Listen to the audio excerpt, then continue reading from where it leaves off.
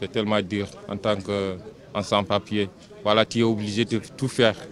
Tout ce qu'on te demande, tu vas le faire. Par exemple, voilà, là, tu commences à 7 heures. Tu devais laisser à 14 heures.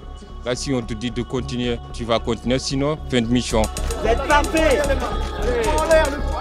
on va chercher les papiers.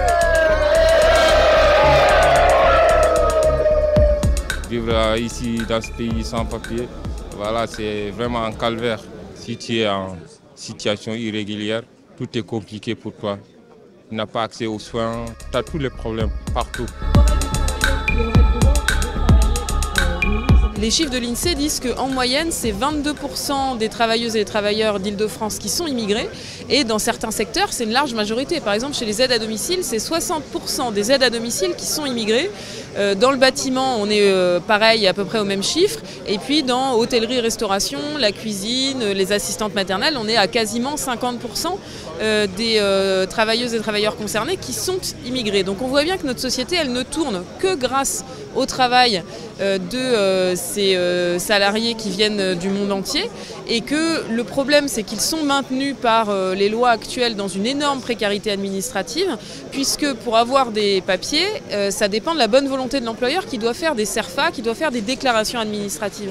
Et là, si on est obligé de faire grève aujourd'hui avec une grande grève de travailleuses et de travailleurs sans papiers qui a été organisée de longue date par la CGT et qui conduit à 33 piquets de grève avec en tout 600 grévistes, c'est bien parce que la loi actuelle ne suffit pas, puisque la loi elle repose sur la bonne volonté des employeurs et que un employeur il n'a pas forcément intérêt à ce que son salarié soit régularisé, parce qu'un salarié régularisé c'est un salarié qui peut faire respecter ses droits. Ils sont surexploités par des grosses entreprises qui se servent d'entreprises pour la plupart intérimaires, comme celle-ci, pour couvrir l'utilisation de travailleurs sans papier. Un autre contexte, qui est un contexte politique pour le coup, qui est celui de la discussion autour de la loi immigration et qui prévoit effectivement la régularisation par l'intermédiaire d'un titre de séjour métier en tension. Bon, nous on pense pour la CGT et on revendique que c'est l'ensemble des travailleurs qui doivent être régularisés. Lesquels travailleurs sont utiles par exemple pour construire les infrastructures pour les JO, pour ramasser les ordures, pour aller dans les restaurants, etc. etc.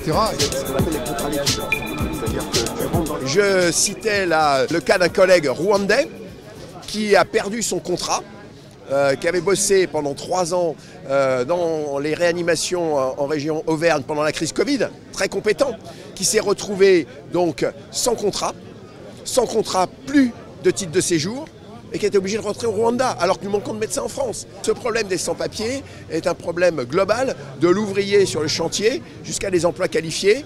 Et le slogan, c'est très clair. Ils bossent ici, ils doivent pouvoir vivre ici.